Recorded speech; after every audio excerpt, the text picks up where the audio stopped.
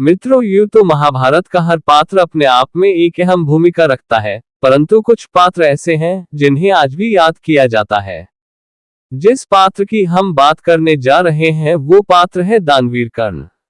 धार्मिक कथाओं के अनुसार कर्ण दुर्योधन का परम मित्र था, जिस कारण उसने हमेशा विकट स्थिति में उसका साथ दिया और उसके प्राणों की रक्षा के लिए सदैव तत्पर रहा। इसने अपने जीवन में कई चुनौतियों का सामना किया था।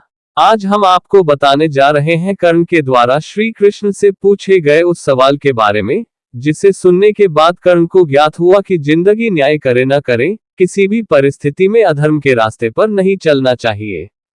कर्ण ने श्री कृष्ण से पूछा, मेरा जन्म होते ही मेरी मां ने मुझे त्याग दिया। मैं जानता चाहता हूं क्या अवैध संतान होना मेरा दोष था।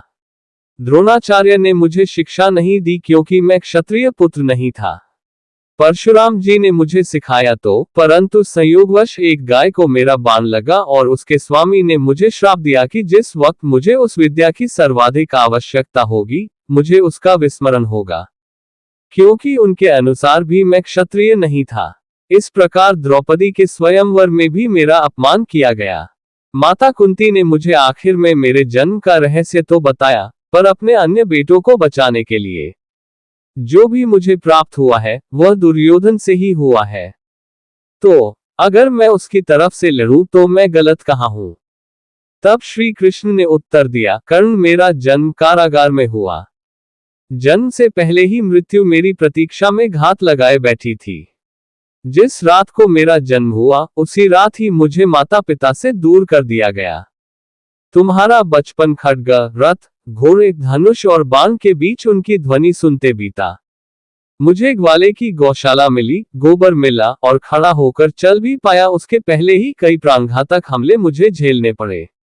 कोई सेना नहीं, कोई शिक्षा नहीं, लोगों से ताने ही मिले कि उनकी समस्याओं का कारण मैं हूं। तुम्हारे गुरु जब तुम्हारे शौर्य की तारीफ कर रहे थे, मुझे उस उम्र में कोई शिक्षा भी नहीं मिली थी। जब मैं 16 वर्ष का हुआ तब कहीं जाकर ऋषि सांदीपन के गुरुकुल पहुंचा।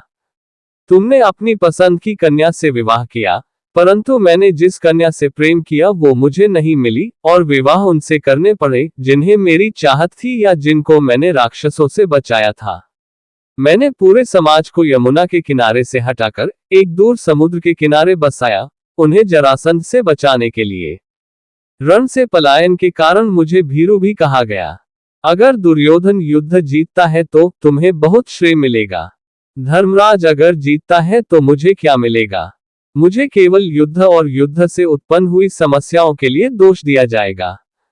हे कर्ण, हमेशा इस बात का स्मरण रखना कि हर किसी को जिंदगी चुनौतियां देती है। जिंदगी किसी के भी साथ न्याय नहीं करती। दुर्योधन ने अन्याय का सामना किया है तो युधिष्ठिर ने भी अन्याय भुगता है।